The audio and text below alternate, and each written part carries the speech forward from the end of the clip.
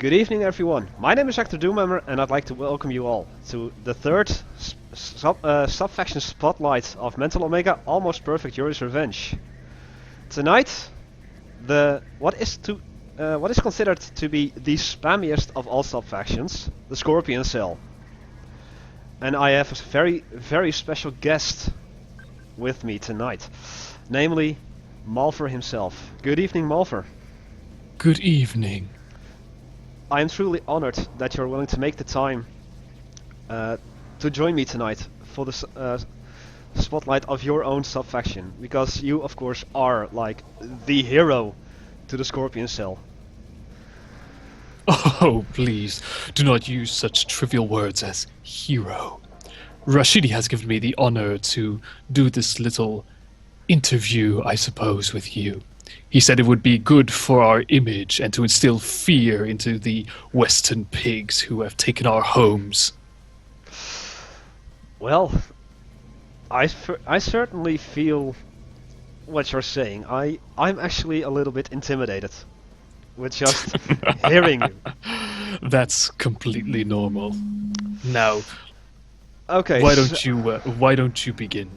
So, the Scorpion Cell. Who are they? Who are we? Yes. Of course, do you not know who the Scorpion Cell is? One of Yuri's mightiest armies. We are a group of countries in Africa who have been trodden down by the Allied scum, and it is our time to strike back. And with the help of Yuri, we shall retake our homes and drive the capitalist pigs away. That is Scorpion Cell. That is Scorpion Cell. I'm getting the chills here. I'm a little nervous. You'll have to forgive me. So, you are excused. Thank you.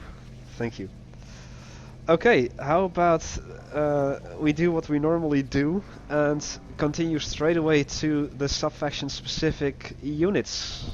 Starting off with the Mantis Tanks. Now yes, our favorite basic tanks, of course. Mm-hmm. Now, the Mantis Tanks have something very unique. Oh!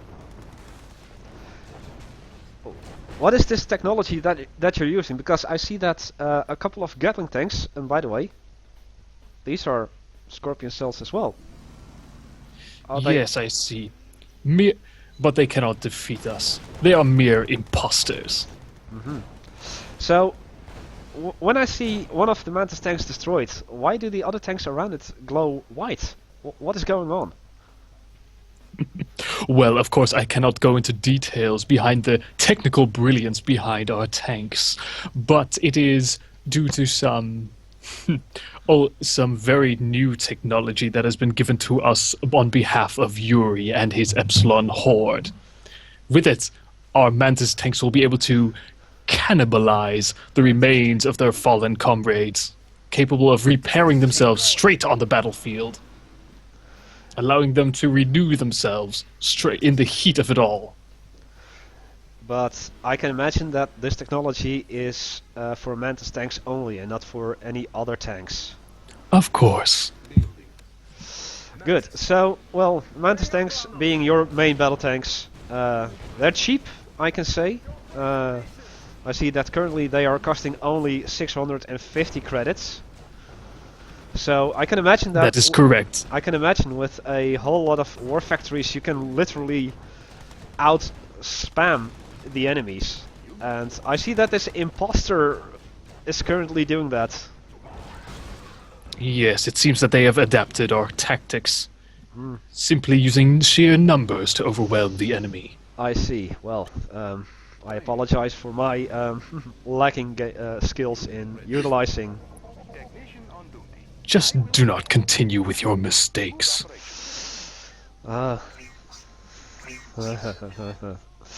Okay, so the Mantis tank being able to repair itself by taking pieces of its fallen comrades. Indeed. We have attempted to replicate this technology for our other vehicles. Unfortunately, we have yet to be successful.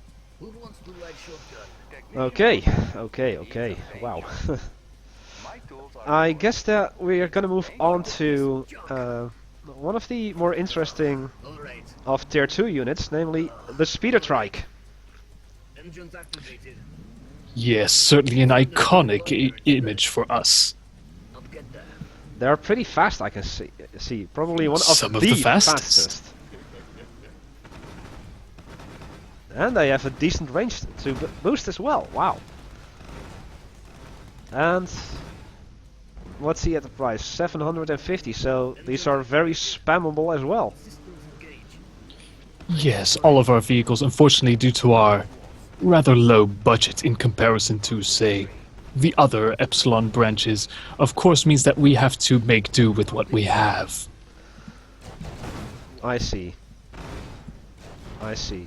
But, well, they're not really effective against buildings, as I see, but in large numbers against tanks, definitely. That is correct. We have repurposed them as anti-tank artilleries. Very cool. A little bit like the Pacific Front, if I'm not mistaken. Do not compare us with those Sorry. freaks. Sorry, my sincerest apologies, my lord. They know nothing of the technology that we use. Now, why don't you continue on? I think next up is the Oxidizer. Ah, yes. A very unique unit, I would say, myself. So, Unfortunately, we had to spare every cost on them. so I've got one stationed up on the cliff, and I seriously hope that the imposter sees it. No, he's going the wrong way. Oh, there he is. So, it's attacking. The Oxidizer is attacking, but I don't see the health dropping down. Yes, you may see that, but that's because it does not do damage. You see, we have created a unique mixture of chemicals that erodes away the armor of aircraft. Thus, the Oxidizer does not really do damage. It is to be used in conjunction with our quick Gatling tanks. This allows it to, shall we say, eat away at the metal of the aircraft, allowing other anti-aircraft systems to take them down so much more easily. We have found this a more efficient and cost-effective solution, as opposed to just making a stronger gun. I see. And I see that this fake opponent of mine has gotten himself another disc. Oh wow, that really eats through, because I only built 3 Oxidizers. And this group of 5, wow, even just one can take down an invader like in no time. I am so Precisely. impressed. I am impressed. Wow. The technological marvels of our engineers is unmatched. I can imagine. That the Scorpion Cell is really something to be feared on the battlefield. As we certainly are. And I definitely don't want to be facing you on the battlefield. Pray you do not. So, I guess next up we've got the Plague Splatters. Yes, our premier artillery. We have composed another unique toxic and explosive warhead for these seemingly primitive vehicles. Yeah, because it. But do not be deceived by their simple appearance. They seem to be just like medieval catapults. A good observation, but unfortunately flawed, as they are considerably better in every way. I see. Come on, destroy it. Yeah. Ooh.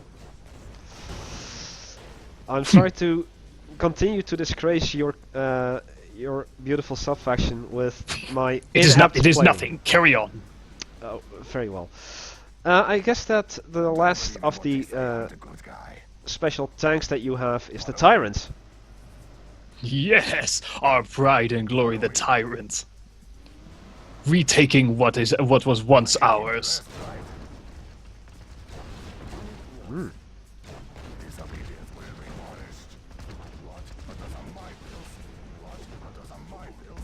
What does it have with pills? That is simply the amount of capsules that it fires from its many guns. Uh-huh. Well, what I just did before the final one was destroyed was deployed, and I see that it leaves a chemical poisonous trail behind it. Precisely.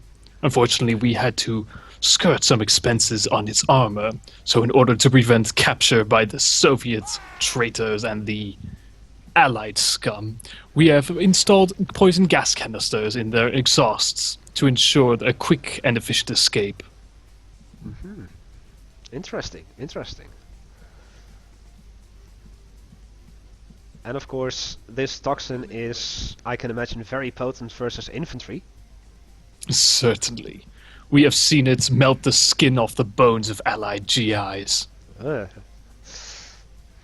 No human can stand for long against it. That is certainly things to give people nightmares, I can imagine.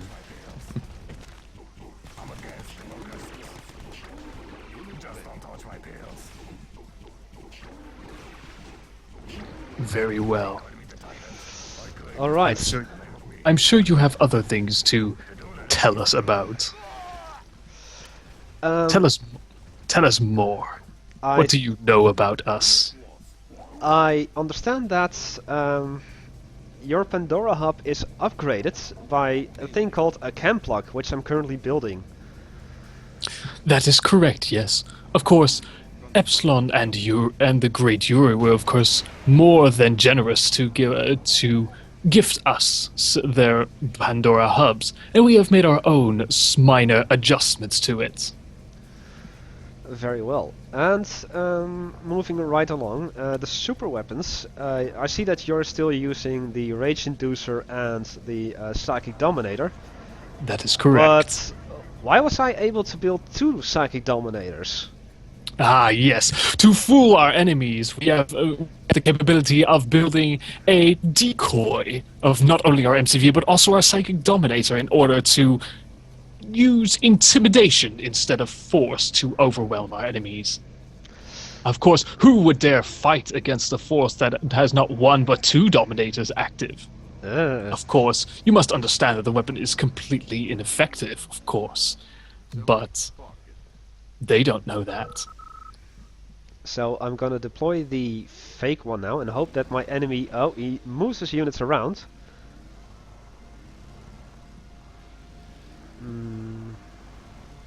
Nothing happens.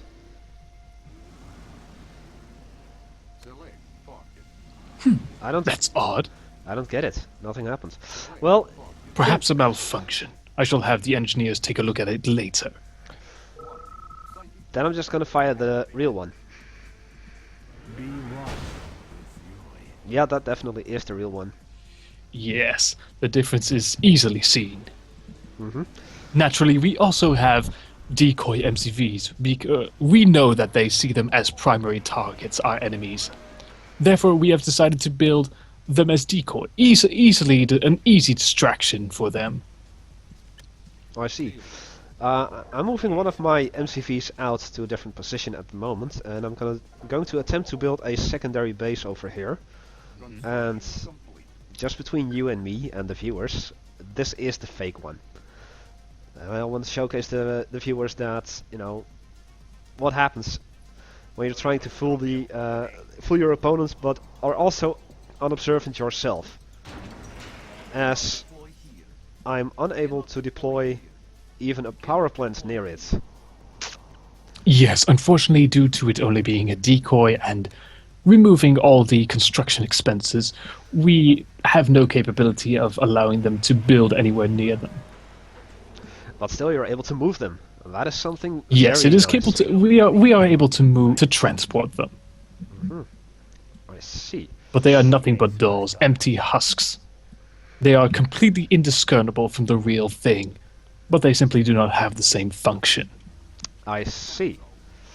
Well, before I move on to what the Pandora or the chem plug gives you, I'd like to take a moment to go over a couple of things that the other Epsilon factions also have. For starters, Yes. the Stingers. Ah, yes, one of my personally favorite units. It seems to be spraying some sort of chemical concoction here. That is correct. Get out of there. Also, something that I did know beforehand was that when you put an engineer inside of one of them, it becomes a repair stinger. An That automatic. is correct, yes. A little trick that we stole from the Allies. Oh, stole from the Allies.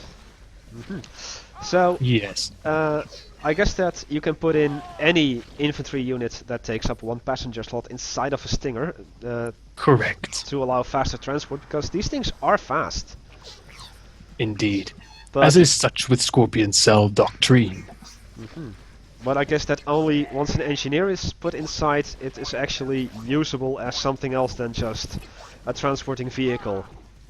Naturally.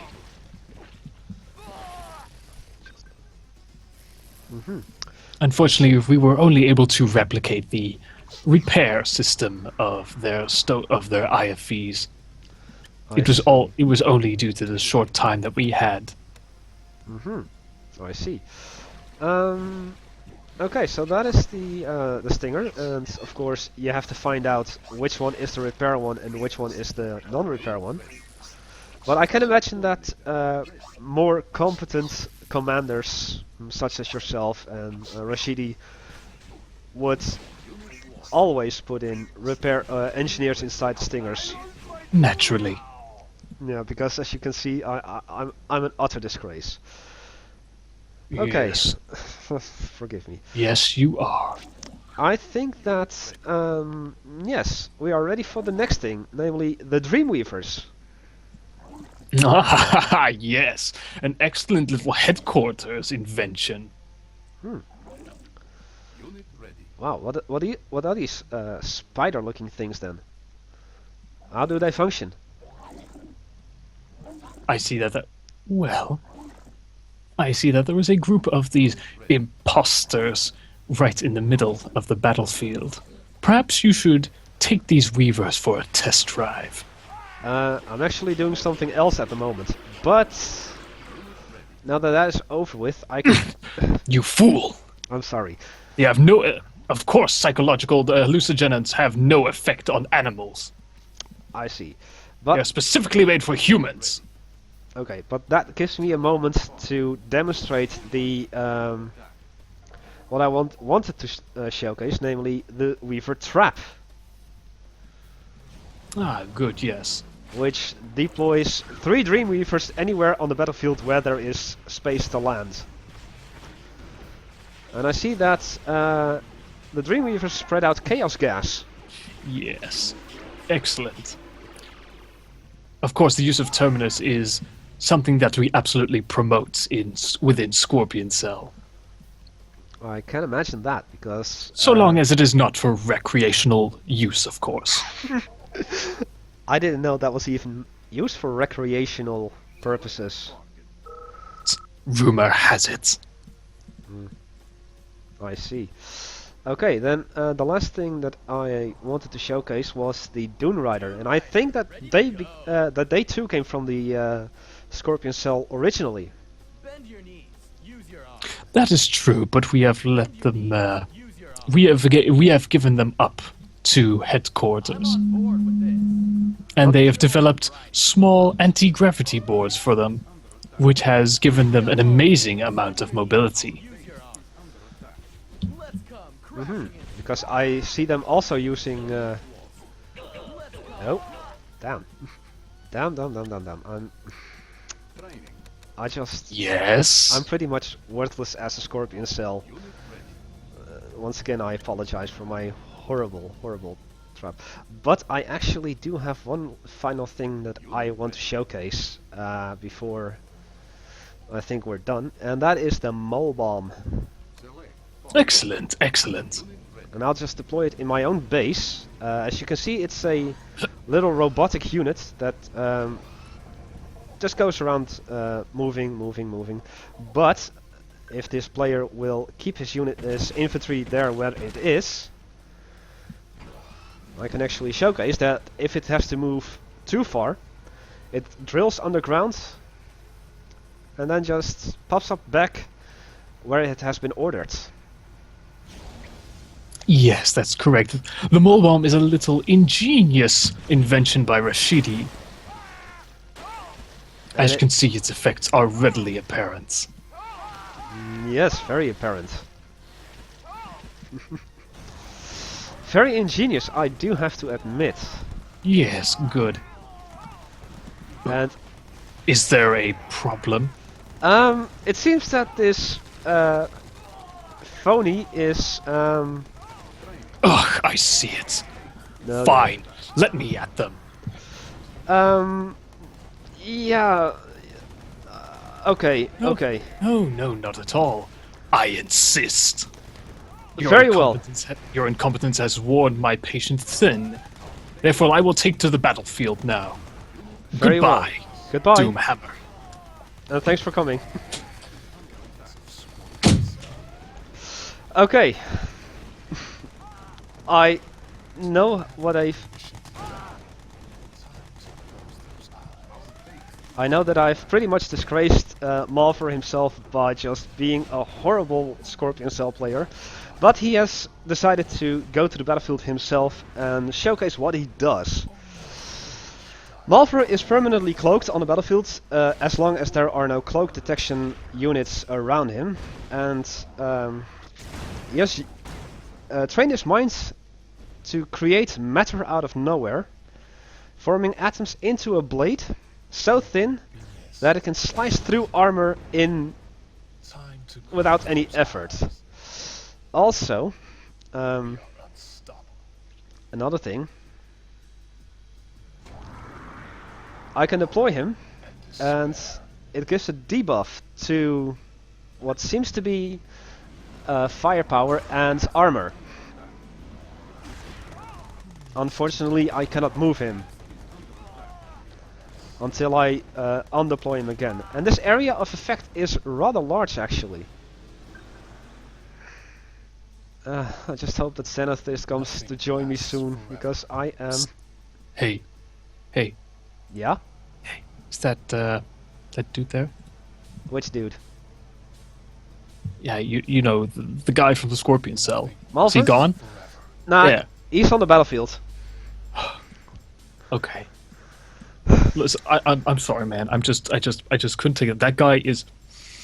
He creeps me the hell out.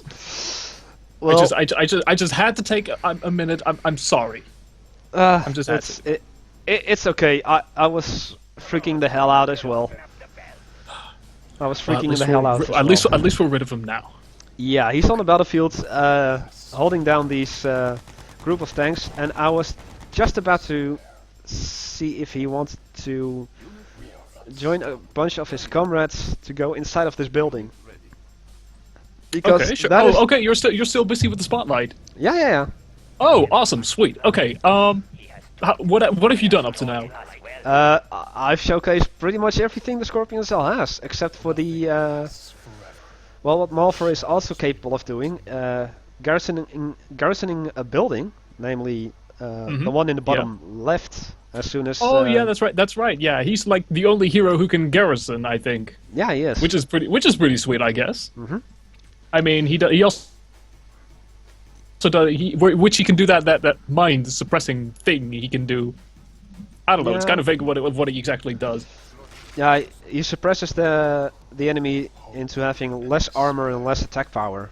Under the guidance of Scorpion Cell. Yeah, man, I've heard the stories. That guy, Jesus. Yeah, my God, I mean, I'm glad you took the bullet from me, or the blade, I should say. Why did you have to do this? Oh well. Hey, it's our job, man. Anyway, I think if that's everything you've done, I guess that we've finished up here. Pretty much. I think that we can move on to the real stuff. So, All right, awesome. So I guess that this concludes the Scorpion Cell subfaction spotlight, and we'll see you then next week.